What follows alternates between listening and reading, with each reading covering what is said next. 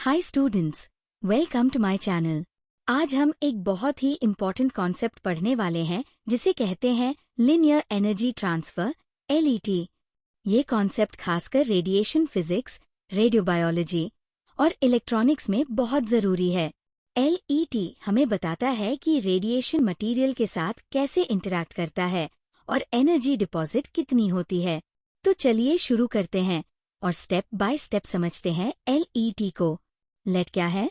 सबसे पहले लेट का मतलब समझते हैं। लेट बताता है कि कोई आयोनाइजिंग पार्टिकल अपने रास्ते में पर यूनिट डिस्टेंस कितनी एनर्जी डिपॉजिट करता है। इसे हम इस तरह समझ सकते हैं कि ये मेजर करता है कि रेडिएशन मटेरियल को कितना डेंसली आयोनाइज कर रहा है। अगर LET हाई है, इसका मतलब है कि पार्टिकल कम डिस्टेंस में ज्यादा एनर्जी छोड़ रहा है और इसका मतलब लोकल डैमेज ज्यादा होगा। Units of LET। बायोलॉजी में LET को मेजर किया जाता है किलो इलेक्ट्रॉन वोल्ट पर माइक्रोमीटर में और इलेक्ट्रॉनिक्स में इसे मेजर किया जाता है मेगा इलेक्ट्रॉन वोल्ट cm/mg में। Examples of LET। Alpha particle, इसका LET बहुत हाई होता है, इसलिए ये शॉर्ट डिस्टेंस में ज्यादा डैमेज करता है। गैमा रे, इसका LET लो होता है, लेकिन ये लॉन्ग डिस्टेंस तक ट्रैवल कर सकता है, यानी डीप टिश्यू में पेनिट्रेट कर सकता है। रिस्ट्रिक्टेड और अनरेस्ट्रिक्टेड LET। जब कोई चार्ज्ड पार्टिकल मैटर में ट्रैवल करता है तो वह इलेक्ट्रॉन्स को बाहर निकालता है। कुछ हाई एनर्जी इलेक्ट्रॉन्स, जिन्हें हम डेल्टा रेज कहते हैं, बहुत दूर तक ट्रैवल कर सकते हैं। तो LET को दो तरीके से मेजर किया जा सकता है। रिस्ट्रिक्टेड LET, केवल वही एनर्जी काउंट होती है जो पार्टिकल ट्रैक के पास डिपॉजिट होती है। High energy delta rays ignore किए जाते हैं।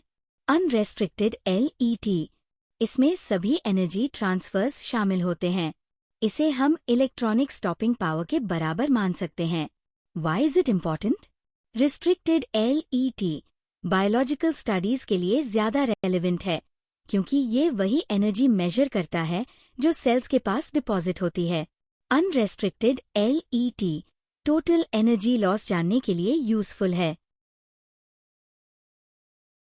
LET और अलग अलग रेडिएशन टाइप्स। 1. अल्फा पार्टिकल्स या हेवी आयॉन्स। अल्फा पार्टिकल्स बहुत हेवी और पॉजिटिवली चार्ज होते हैं। ये पार्टिकल्स मटेरियल में ट्रैवल करते समय स्ट्रेट और डेंस आयोनाइजेशन ट्रैक्स बनाते हैं। LET इनका पाथ के एंड में बढ़ता है, जिसे हम ब्रैग पीक कहते हैं।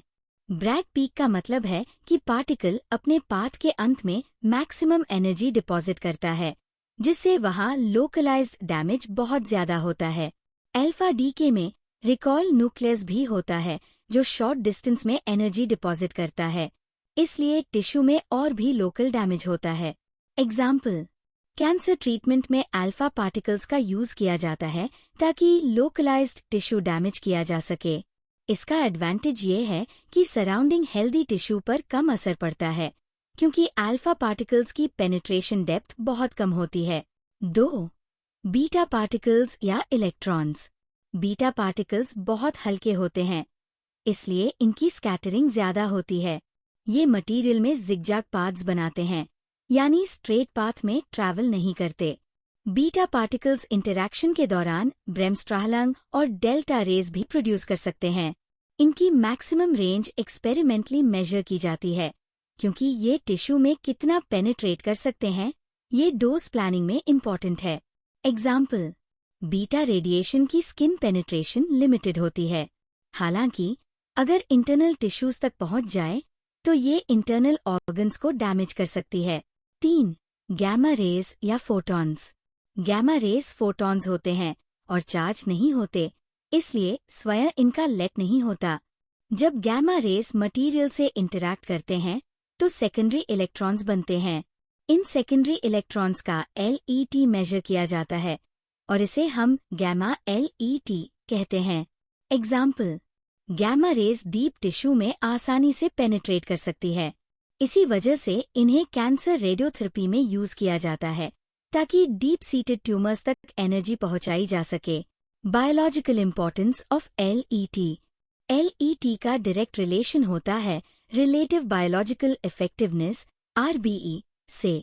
जब LET 10 किलो इलेक्ट्रॉन वोल्ट पर माइक्रोमीटर, बायोलॉजिकल इफेक्ट लगभग कांस्टेंट रहता है। जब LET 100 किलो इलेक्ट्रॉन वोल्ट पर माइक्रोमीटर, तो मैमेलियन सेल्स में मैक्सिमम डैमेज होता है। पहले ICRP LET based quality factors recommend करता था, लेकिन अब रेडिएशन वेटिंग फैक्टर्स यूज किए जाते हैं। की points: high LET radiations tissue में लोकलाइज्ड और सीवियर डैमेज करते हैं। लो LET radiations damage wide spread होता है लेकिन लेस इंटेंस। अब बात करते हैं LET के एप्लीकेशंस की। पहला, बायोलॉजी और मेडिसिन में। LET एक्सप्लेन करता है कि सैम रेडिएशन डोज पर अलग अलग पार्टिकल्स क्यों अलग बायोलॉजिकल डैमेज करते हैं। उदाहरण के लिए प्रोटॉन थेरेपी और एक्सरे थेरेपी।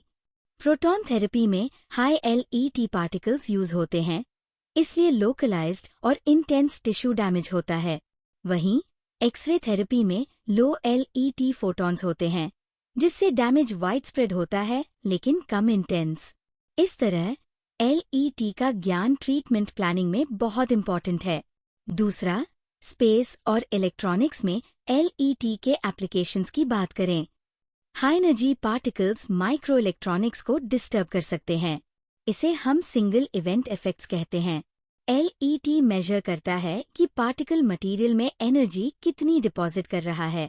न्यूट्रॉन्स अलग हैं क्योंकि ये डायरेक्ट आयोनाइजेशन नहीं करते, इसलिए LET से इनका मेजरमेंट नहीं किया जा सकता।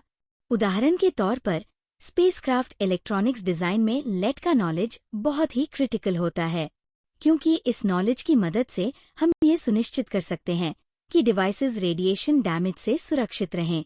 आखिर में समरी या कंक्लूजन की बात करें। LET हमें समझने में हेल्प करता है कि रेडिएशन की इंटरैक्शन स्ट्रेंथ, डैमेज पोटेंशियल और मटेरियल रिस्पॉन्स कैसी है। बायोलॉजी, मेडिसिन, इलेक्ट्रॉनिक्स और स्पेस साइंस में LET का नॉलेज बहुत क्रूशियल है। याद रखें, high LET intense localised damage, low LET less intense लेकिन ज्यादा फैलाव वाला डैमेज।